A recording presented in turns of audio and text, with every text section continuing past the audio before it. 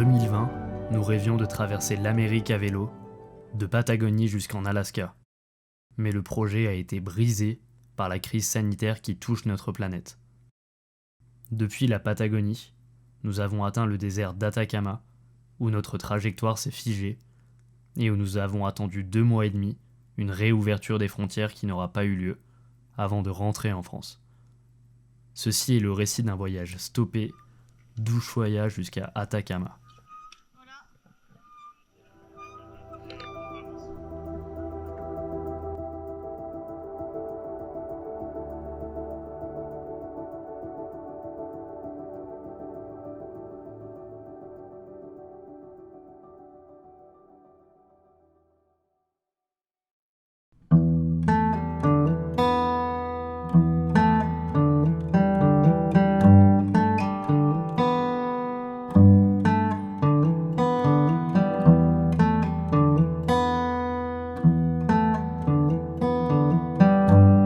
Ushuaia est la ville la plus australe au monde. Cette ville fut fondée à la fin du 19e siècle et construite par les prisonniers argentins qui la peuplaient.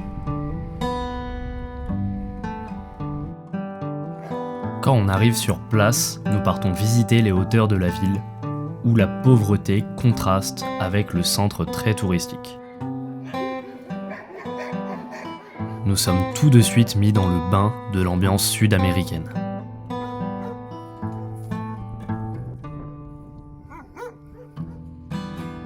Après s'être soignés d'une semaine de fièvre à Ushuaia, nous partons enfin sur les routes. Nous donnons les premiers coups de pédale le 2 février sur la Ruta 13 en direction de Rio Grande. Notre périple à vélo prend vie.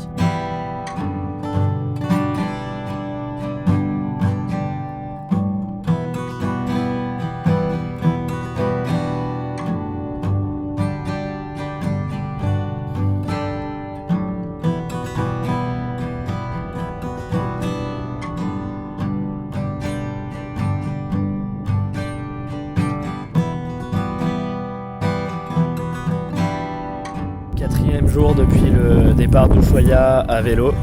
On vient de passer la frontière du Chili ce matin à San Sebastián. Les derniers kilomètres ont été très durs.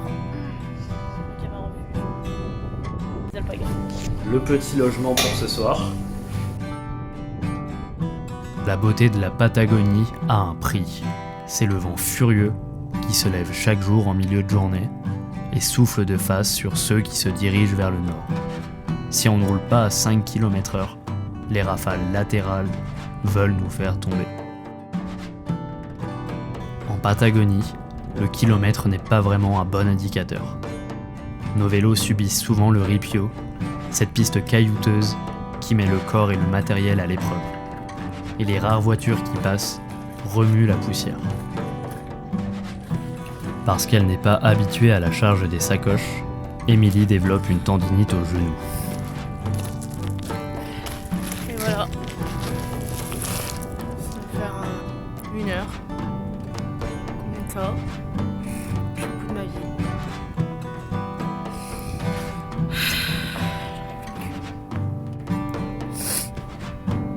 Je me demande ce que je fous là, mais tout va bien. Ça va bien se passer. Elle décide de faire de l'autostop jusqu'à El Calafate et je me retrouve seul. Je me souviens que je n'avais pas prévu assez d'eau et de nourriture.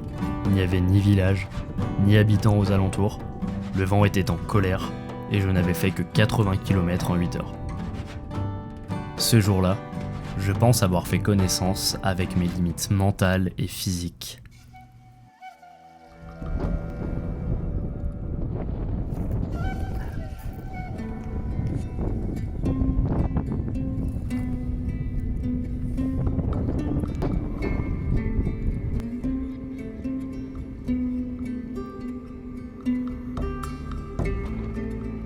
En allant vers El Calafate, nous croisons ces renards de Patagonie qui ont tout compris.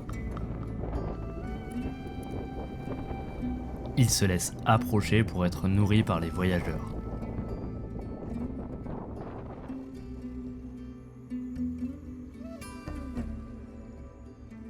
De ma vie, je n'avais jamais eu la chance d'observer un glacier et j'ai été servi avec le Perito Moreno. Son front glaciaire de 5000 mètres de longueur et de 70 mètres de haut s'étend dans le lago Argentino. 250 km² de superficie. Ici, nous n'avons pas affaire à une catastrophe écologique. Au contraire, c'est l'un des seuls glaciers de Patagonie qui continue d'avancer de 700 mètres par an. Face à la pression des eaux du lac, des blocs de glace s'effondrent dans un spectacle unique.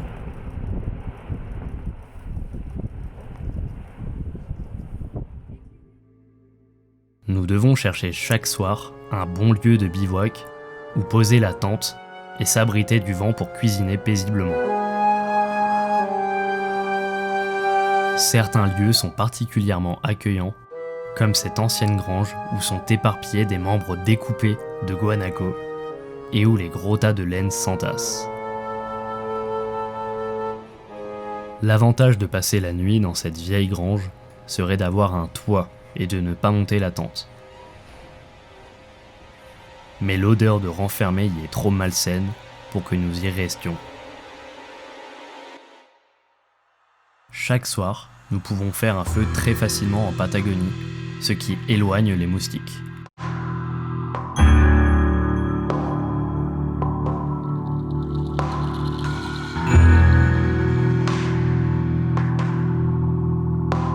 Ça fait plusieurs jours qu'on est sur El Chalten et là on est parti en direction du Lago del Desierto. 36 km de ripio, de vent, de poussière. C'est parti!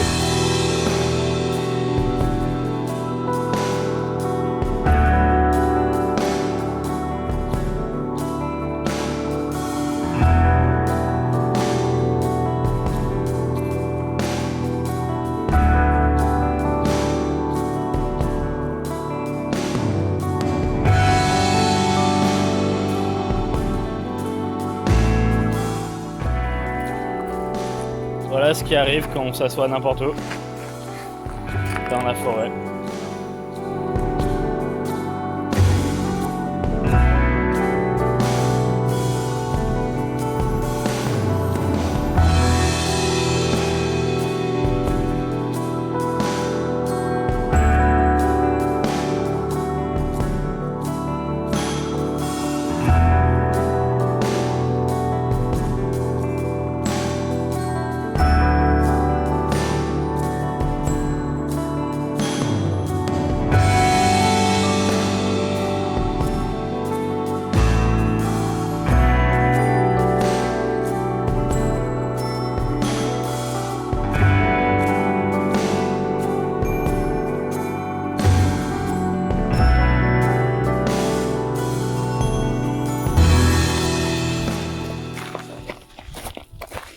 On a un dérive chaîne mais il manque une pièce importante dessus, un petit bout en métal. Du coup impossible d'extraire le maillon et de réparer. On a essayé de bricoler mais ça marche pas. Peut-être qu'il reste 20 km à pousser le vélo, il y aura encore des côtes. Dénouement heureux, on a trouvé John qui vient des Pays-Bas. Donc il a une sorte de pick-up avec un gros coffre. On a pu mettre les deux vélos, toutes les sacoches. Et là on arrive dans même pas une heure à Cerro Castillo. À Cerro Castillo côté chilien, on entame enfin l'asphalte de la carretera austral qui facilite les longues journées de vélo. On est tombé sur une gentille dame qui nous a gentiment prêté son poulailler, son jardin poulailler, avec un cochon, une dizaine d'oies, 4-5 poules et il y a sûrement des serpents dans un fond. Alors que nos explorations continuent, la gravité du nouveau virus se confirme. Nous devons quitter le Grand Sud.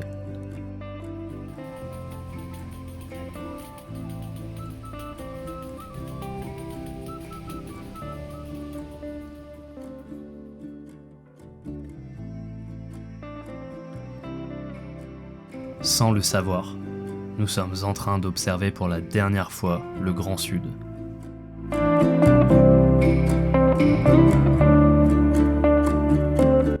suit de très près les mesures du coronavirus, les mesures qui sont prises en France, etc. Donc là on est au Chili, pour le moment ils ne traquent pas les Français, tout se passe bien. Mais on ne sait pas comment ça va se passer pour revenir en Argentine, parce que c'était sur notre itinéraire. Donc voilà, on va voir un peu les avancées des mesures et tout ça. On va rejoindre le ferry, on pourra peut-être pas prendre à cause du coronavirus. Le ferry qui va nous emmener à Puerto Montt, si Dieu le veut. Sinon on reste coincé à Châtel. Et puis voilà, là on vient de faire 70 bornes. Avec grave du dénivelé. J'en ai un peu marre. Je sens plus mes pieds. Je sens plus mes jambes.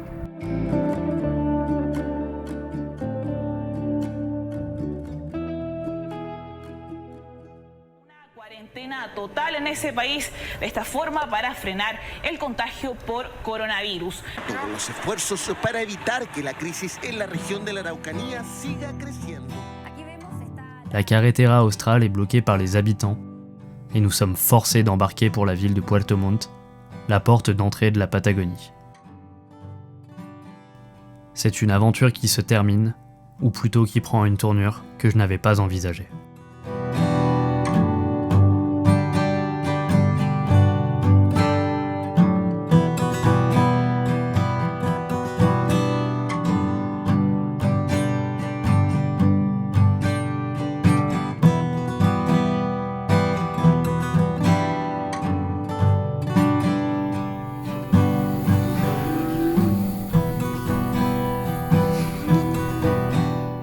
On est arrivé à Puerto Montt hier, en début de matinée. On a pris 2 nuits dans un hôtel auberge, des Suisses qui nous accueillent, super sympa. Donc le voyage il est un peu en stand-by, on peut dire ça comme ça. Je pense que la frontière de la Bolivie on la passera pas demain. Tout est fermé, donc voilà quoi. On remet un peu tout en question, on réfléchit à ce qu'on va faire, mais pour l'instant on reste au Chili. On va continuer le long du Pacifique, direction la Bolivie, mais on ne sait pas quand c'est que les frontières vont ouvrir.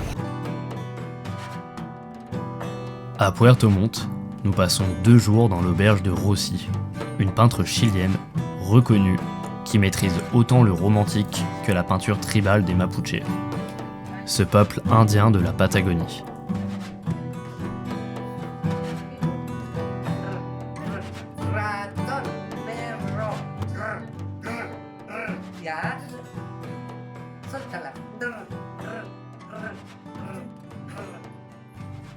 À Puerto Varas, on observe l'imposant volcan Osorno. On a passé la nuit chez Séverine et Raphaël à Osorno, c'est des Français qui se sont portés volontaires pour héberger d'autres Français qui sont dans la merde. Et là on va essayer de s'avancer un max vers le nord et on va voir si on se fait bloquer aux régions, comme il a été dit dans le communiqué. Bon le stop à la station essence, ça va. À ce moment-là, il n'est plus question de voyage à vélo. Nous fuyons vers les régions chaudes, où nous espérons trouver une brèche pour la Bolivie et le Pérou. Ça y est, on a passé notre premier contrôle sanitaire de région au Chili, par l'armée. Ils ont essayé de nous convaincre de faire demi-tour et de prendre un avion. Et on a quand même réussi le passage, on leur a dit qu'on allait vers le nord. Donc voilà, c'est parti pour de l'autoroute. De toute façon, toutes les autres, les petites routes, elles sont fermées, donc on peut passer que par là.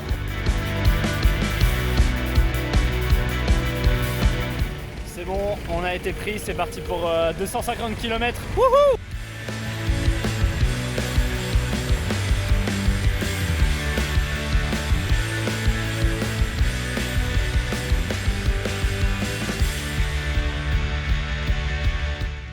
Allez, c'est reparti. Là, on a fait 250 km et on retente le stop. Allez, 1000 par jour, 1000 par jour. Le voyage est déconseillé et la raison devrait nous faire rentrer en France. Mais je crois que la raison, nous l'avons bien perdue.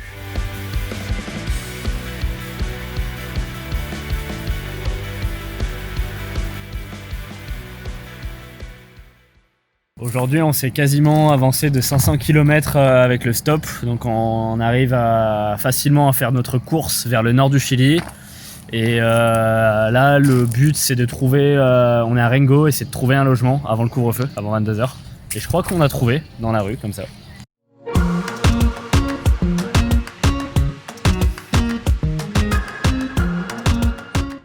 Ce soir-là, l'humeur est à la fête chez Armando et sa sœur, qui nous laissent camper dans leur jardin.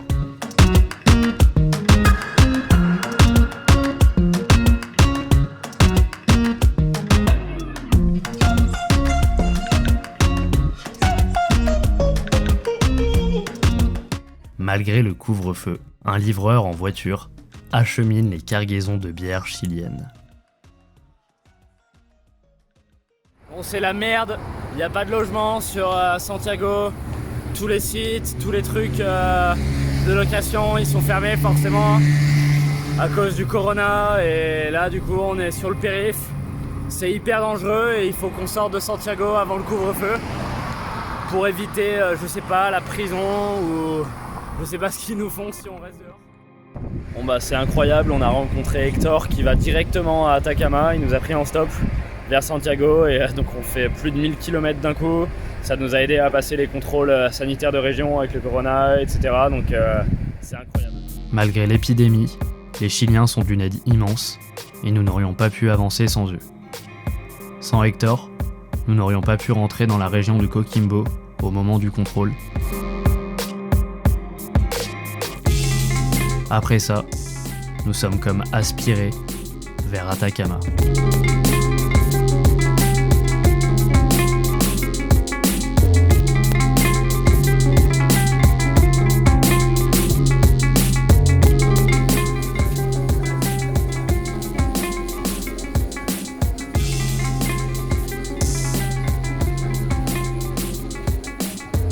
À part le couvre-feu, la ville d'Antofagasta est pleine de vie. Elle s'est développée au XIXe siècle grâce à son port où les Boliviens exportaient le phosphate. Quand les troupes chiliennes l'occupent, c'était le début de la guerre du Pacifique.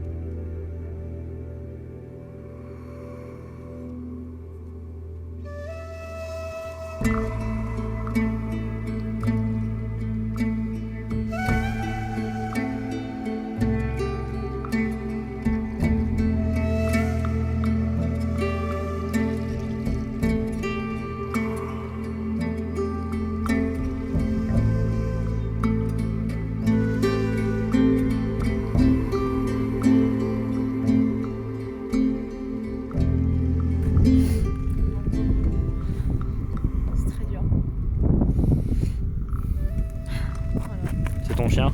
Bah oui, c'est mon chien. Il m'attend de pied ferme chez ma maman. Ça fait 2 mois. Je suis jamais quitté aussi longtemps. C'est pour la bonne cause. On a quitté Antofagasta là et on a un plan. C'est un Français qui est installé ici et qui construit un camping et on pourrait rester chez lui quoi. En échange de travaux, on serait nourri logé. Et donc là on est parti et on va à Juan Lopez, le village de Juan Lopez.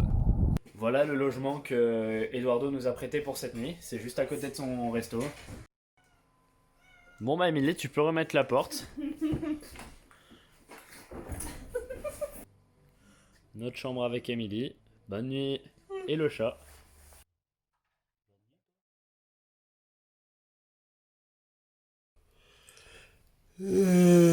Ça filme. Bon, voilà, petite douche glacée.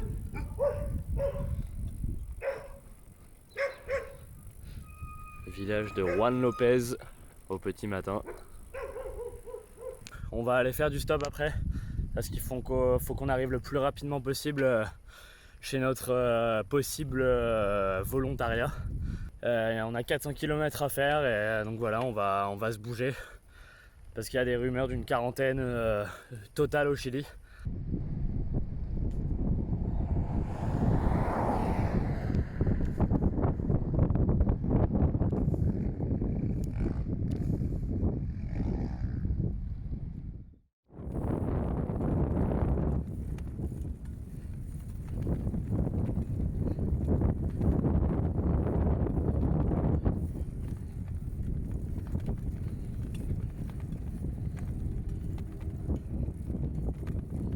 J'ai les yeux clairs, alors le soleil ça me brûle. Là, Tiens. je vois vraiment plus rien, parce qu'ici il n'y a pas de couche d'ozone. Ah. Avec la crème solaire qui s'est foutue dans mon œil, avec la transpiration, parce qu'on est dans le désert. Ça va mieux.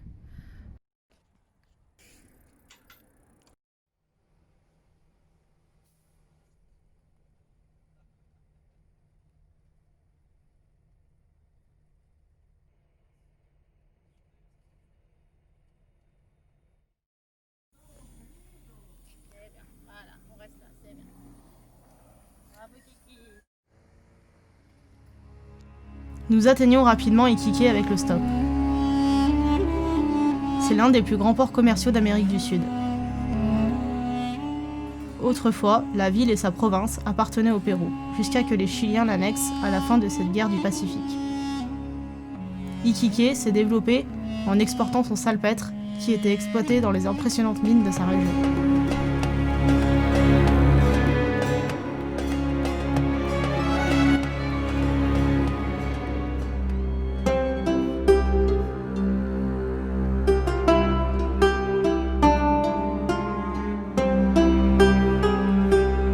Nous sommes toujours au Chili et les frontières sont fermées.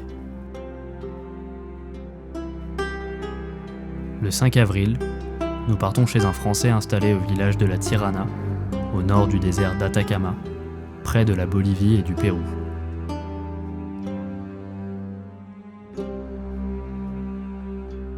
La Tirana est une oasis qui se situe dans la Pampa del Tamalugal, en moyenne à 1100 mètres d'altitude, et elle est entourée par les Andes et la cordillère de la côte. Au milieu du désert, c'est une réserve nationale protégée qui contient une gigantesque plantation forestière. Une mosquée abandonnée se dresse à la sortie du village, qui est plus connue pour sa grande fête de la Vierge de Carmen, qui attire jusqu'à 300 000 personnes au mois de juillet. C'est ici que nous allons devoir nous adapter les prochaines semaines, dans un contexte sanitaire de plus en plus tendu.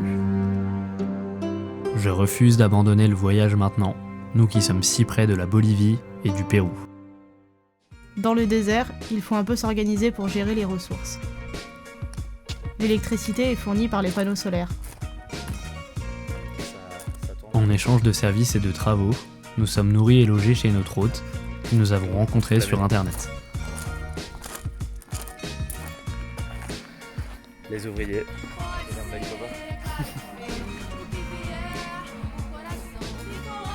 Dans la Pampa del Tamalugal, chacun occupe ses journées comme il le peut. Les 7 chats et les 2 chiens nous demandent de l'attention et du travail. Quand nous arrivons chez lui, nous décidons de camper sur le terrain et aménageons un coin à l'ombre du soleil écrasant du désert le plus aride au monde. On dirait qu'Émilie est en train de faire une table. Bon bah ce sera la table basse, j'imagine. C'est un peu comme si on vivait dans une casse auto. Ici, il n'y a pas plu depuis des dizaines d'années, et les nuages se font rares. Aux alentours, de nombreux petits magasins permettent de se fournir en eau potable. L'eau est pompée dans un puits à 16 mètres de profondeur. Voilà le puits d'où vient toute l'eau, Voilà. à Et 16 au-delà, mètres de 16 profondeur. Faut pas faire pipi dedans, hein.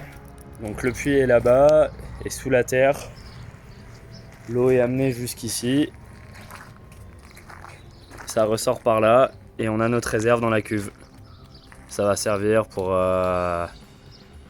prendre des douches, pour l'eau au robinet, etc. Et toute l'énergie, c'est grâce aux panneaux solaires. C'est comme ça que c'est pompé. Il est 9h du matin et il n'y avait plus du tout d'eau dans la cuve. Les panneaux solaires sont insuffisants pour récupérer l'eau à 16 mètres de profondeur, donc on a dû brancher le groupe électrogène. C'est les aléas de la vie du désert. Quand nous arrivons, Yannick et Julie étaient déjà sur place depuis 2 semaines. Leur van avec lequel ils voyagent est en panne, ce qui les retient ici. Ils attendent également que le trafic aérien reprenne normalement pour rentrer en France. Ensuite, le van a été réparé, donc super. On s'est dit, on va se rapprocher de Santiago pour être prêt à se rapatrier si jamais. On a fait 800 km et on a serré le moteur au milieu du désert. Donc on a attendu 4 jours sur un parking au milieu du désert jusqu'à ce que le camion arrive enfin. Donc il nous a tractés jusqu'à Antofagasta. On est rentré sans bord. Et ensuite, à Antofagasta, on a pu mettre le van sur le camion et de là, ils nous ont amenés jusqu'à Iquique. Arrivé à Iquique, on a rappelé Pedro, le van est retourné au garage. Voilà, et on est revenu ici. Et on est revenu ici. C'est quoi ce film? L'idée de ce film, c'est qu'il soit inspirateur pour les séances d'entraînement. Parce que même si c'est un film, les séances d'entraînement, elles sont ultra réalistes, quoi. Bon, là, c'est de l'anglais, c'est pas... Le plus gros des courses se fait à Iquique, la plus grande ville côtière à 70 km du village. Voilà, on campe. J'ai percé mon matelas, j'essaie de...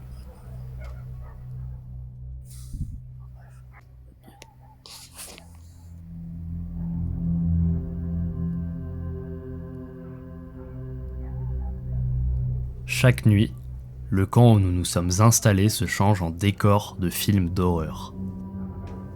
Souvent, les centaines de chiens aux alentours aboient pendant de longues heures.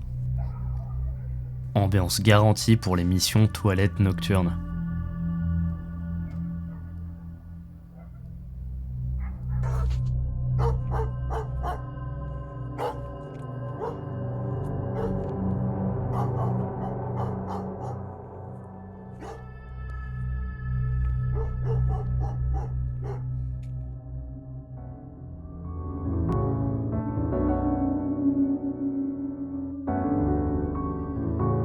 Il est 7h du matin, on va devoir aller couler une dalle en béton.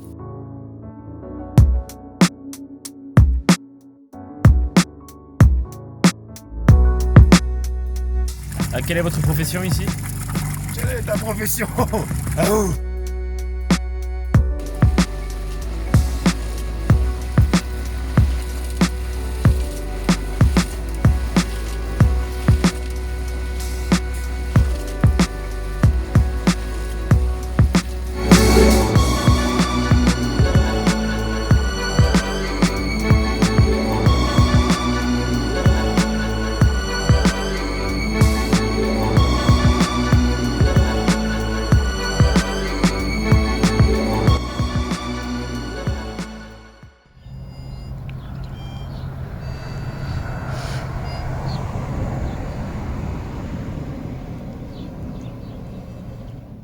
Nous partons pédaler chaque jour aux alentours, profitant de notre liberté conditionnelle pour explorer la Pampa, rencontrer les locaux et comprendre leur mode de vie. Dans la province del Tamarugal, l'économie se base sur l'extraction minière. 1/6 du cuivre mondial y est produit. Le désert est également riche en lithium, fer, argent et or. Mais à la Tirana, les bergers vivent de leurs troupeaux de chèvres et de leur lait. Les chèvres sont nourries avec la graine du tamarugo, cet arbre qui est le seul capable de pousser en climat aride et en sol salin. Pour son eau, il se contente de la rosée du matin. Le tamarugo est l'arbre qui a permis à cette oasis de se développer. Para hacer el queso, mucho queso. Ahora no, solamente son temporadas, por ejemplo, de mayo, junio, julio, agosto, septiembre, Sí. se acaba ya. Y después el queso se come. Sí, muy bueno, muy bueno. Y las empanadas también, ¿Cuánto cabras tiene? ahora hay como 170. 170.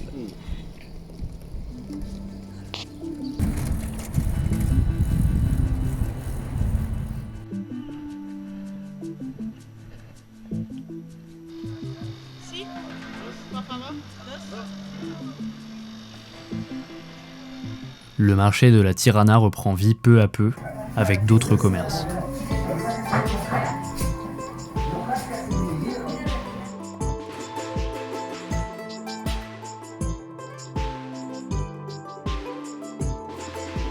A conmemorar un tiempo en donde cada uno de nosotros toma su cruz.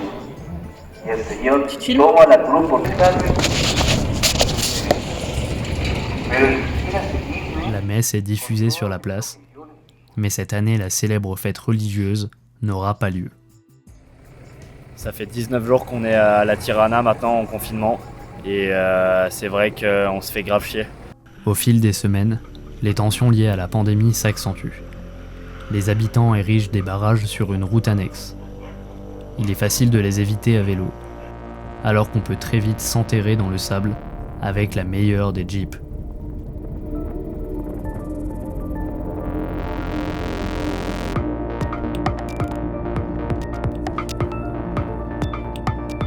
La commune fait contrôler la fièvre à l'entrée de la Tirana, et d'autres postes de contrôle sont aménagés sur les routes principales. Voilà.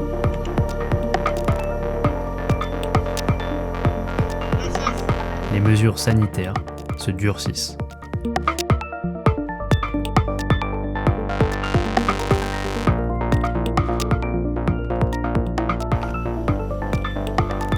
À l'entrée de la Tirana, nous sommes surpris par la présence de l'armée, qui demande désormais une preuve de résidence que nous n'avons pas pour passer. Voilà. ¿Una casa en la Tirana? Sí, en la parcela, desde un mes ahora. ¿Ustedes dónde viven? De Francia, pero ha mucho tiempo que estamos en Chile. ¿Y viven acá? Sí, porque estábamos a esperar que las fronteras se abren. Es porque vivimos en la Tirana. Necesito ver su certificado de residencia. ¿Qué está existiendo ahora? No tenemos ahora el certificado. Tengo un otro. Ils sont compréhensifs et nous acceptent au bout d'une demi-heure de discussion.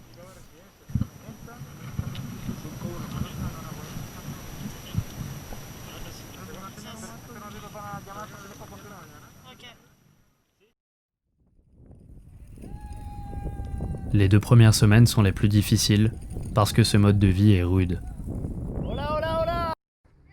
Chaque jour est identique, comme si nous vivions dans un jour sans fin. ¿Cómo te llamas? Martina. Yo, hija. Yo, Esteban. ¿Te gustas fútbol? Sí. Soccer? Il ne pleut jamais, il y a toujours ce soleil écrasant et quasi aucune variation météorologique. À cause de la chaleur, les activités sont quasiment impossibles entre 11h et 17h et nous devons vider nos tubes de crème solaire.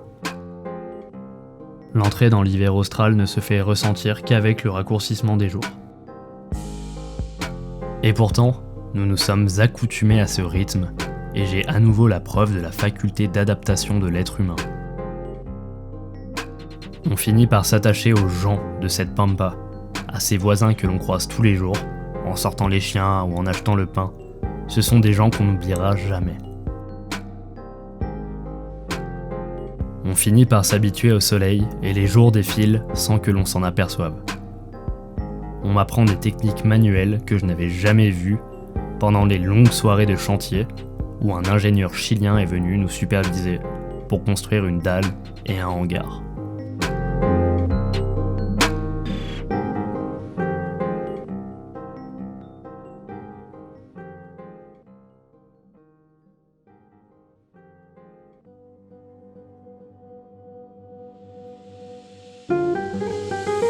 nous sommes frappés par la très grande pauvreté de la région de Tarapacá.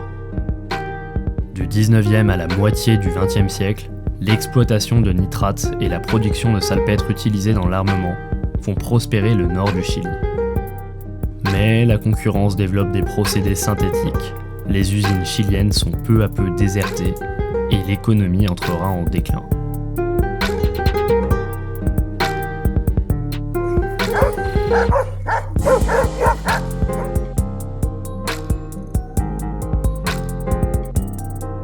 Au bout de 2 mois, la quarantaine commence tout de même à dégrader ma santé mentale.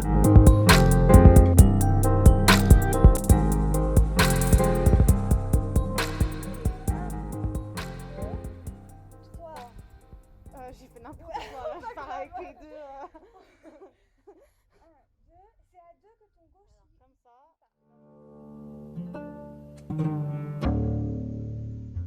Les travaux ont bien avancé et nous partons visiter le vrai désert non habitable avec notre hôte.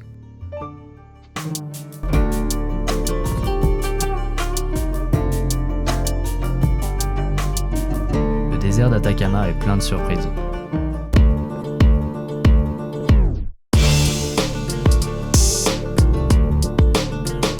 Non loin de l'oasis de Pica, le spectacle de ce gouffre méconnu est grandiose. L'image de mon premier canyon restera gravée à vie.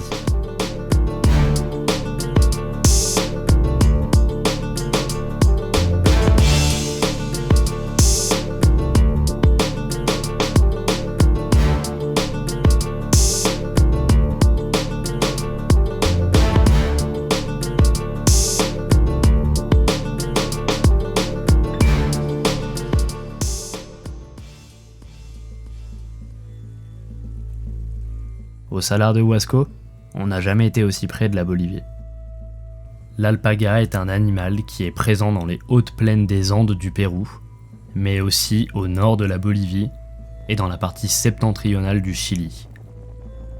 Il vit constamment en troupeau entre 3500 et 5000 mètres d'altitude. L'alpaga a été importé en Europe, aux États-Unis et en Nouvelle-Zélande. Il est apprécié pour sa laine, utilisée pour la fabrication de ponchos et de couvertures traditionnelles. Les rajouts colorés indiquent un troupeau apprivoisé. Nous sommes accueillis par un contrôle de l'armée en civil à notre arrivée, puis nous profitons de notre première fois à 4000 mètres d'altitude. Je ne résiste pas à l'envie de sortir mon drone, qui n'est pas du tout adapté pour l'altitude et subit les rafales de vent. Je le fais atterrir avec difficulté et le récupère pas trop amoché. Le retour par les dunes est laborieux, et je réalise que le désert peut vite devenir un piège fatal.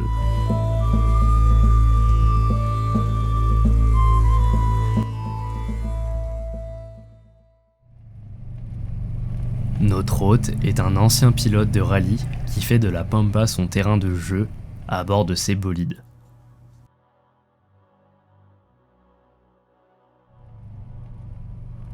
Un simple trajet vers Pozo Almonte ou Iquique pour se rendre au supermarché peut vite se transformer en course du Paris-Dakar.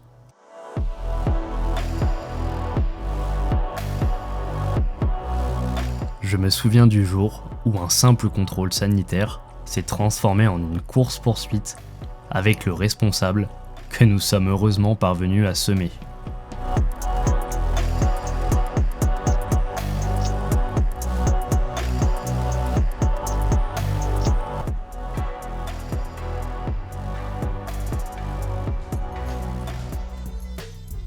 Autre souvenir, celui de ma pire journée passée dans le désert. Nous avions crevé en voiture au milieu de nulle part et n'avions pas le bon matériel de réparation. Voilà, on va rouler sur la jante, sur une route de désert au milieu de nulle part et... Voilà, ça pourrait être pire. Il a fallu rouler 1 heure sur la jante avant de rencontrer par chance de bons samaritains qui avaient les bons outils. On est tombé sur une camionnette qui avait la bonne clé et là on est en train de réparer. Donc normalement on est reparti. Ce qui n'aura pas empêché de nous enterrer dans le sable le soir même et d'être encore sauvés par un Chilien.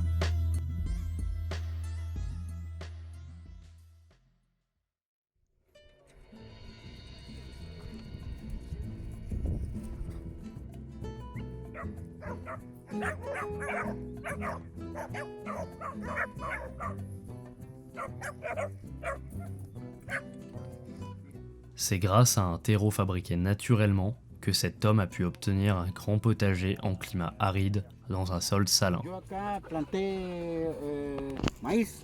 Sí. 3 metros, o digamos 2 metros 20 más o menos de altura. Solo con esta mezcla. Solo con esta tierra acá, con todo esto acá. Y no se compró una tierra. No, agua. Arena, agua. Agua y la feca de animal, Sí. de chivo, de caballo o de perro. De perro también. Y empecé a cultivar. Yo tengo un motocultor. Sí. Girasol. Girasol, sí. Girasol, maravilla o girasol se llama. Entonces yo acá estoy levantando un poco la tierra, yo voy dejando caer ahí, ¿ya? Sí. Después camino y hago eso. Un día, una vez por dos. Mañana. Cada 2 días. Entonces, mañana y noche. Esta semilla es muy barata, esta Sí. girasol, es muy barata, rinde mucho. Acá el sol y cuando tiene agua y cuando tiene nutrientes la tierra, crece. ¿Quieres entrar? Claro. Claro, pasa. Les plants doivent constamment rester à l'ombre. Papayo. Papayo. De grandes bâches sont tendues pour les protéger du soleil. Yo fui para vacaciones, para turistas. Sí. Yo 4 años volvía. Entonces yo... C'est grâce à ce procédé que les habitants de la Tirana peuvent cultiver. Ah, es que no. Esta mata tiene 30 días y de aquí para arriba ya empieza a salir el tallo. Y el tallo... Cet habitant obtient du quinoa, des pommes de terre, du blé, de la courge et bien d'autres choses. De crecimiento, 2 meses. 2 meses. Y para producción, 3.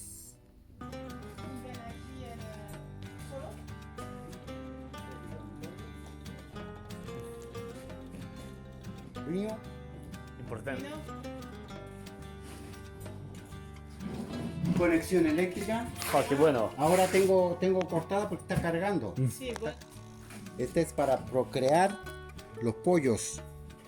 Incubadora. Ah, los huevos. Claro, para incubar los huevos. Ahí, ¿sí? Ah, bueno. ¿Mm? Lindo.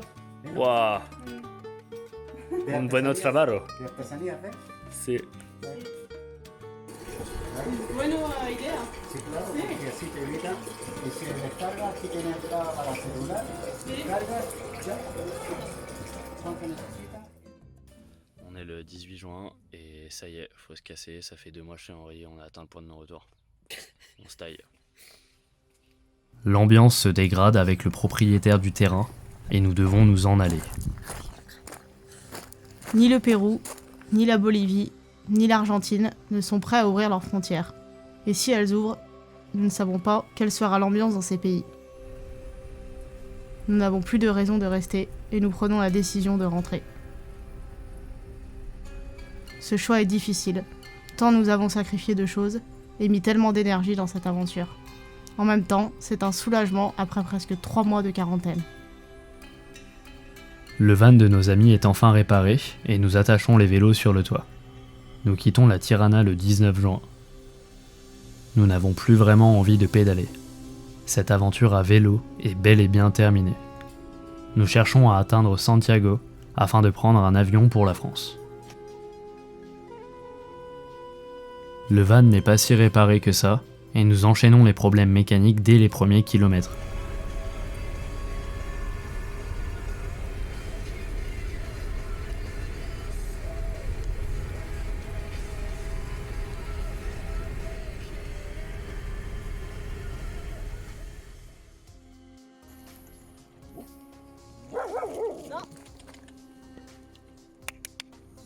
Les garagistes chiliens du désert d'Atacama nous dirigent vers Pascual. Il a peut-être la pièce qu'il nous faut dans son bazar.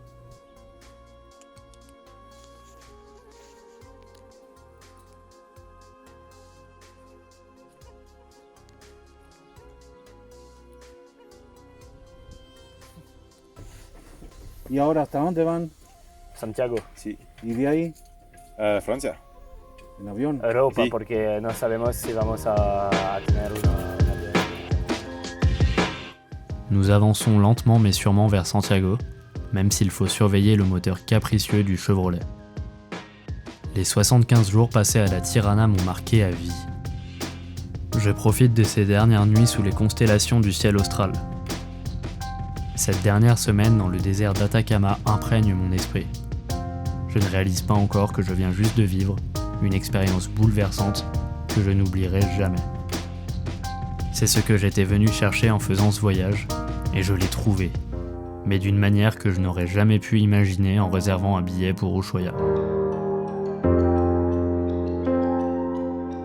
Les images de la route panaméricaine traversant l'immensité de sable et de roches laissent une marque indélébile au fond de moi-même.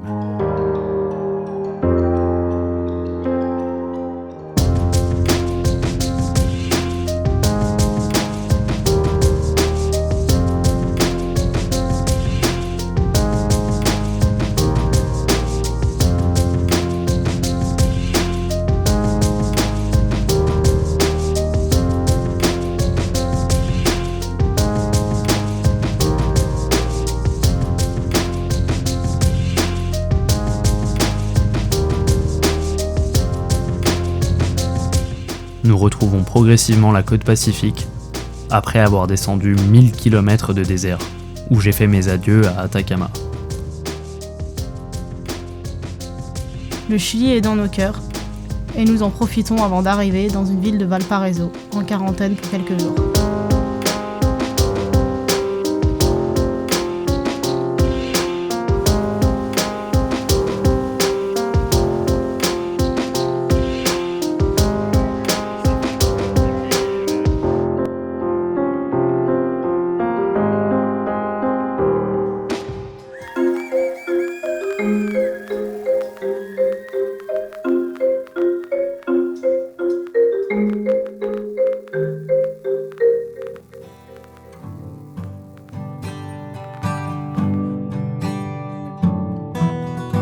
Le 7 juillet, on essaie de dormir sur nos matelas dans l'aéroport Charles de Gaulle, sans succès. Nous rejoignons ensuite le canal de l'Ourcq à vélo, puis le canal Saint-Martin. Je profite d'un premier café en terrasse depuis des mois pour le jour de mon anniversaire.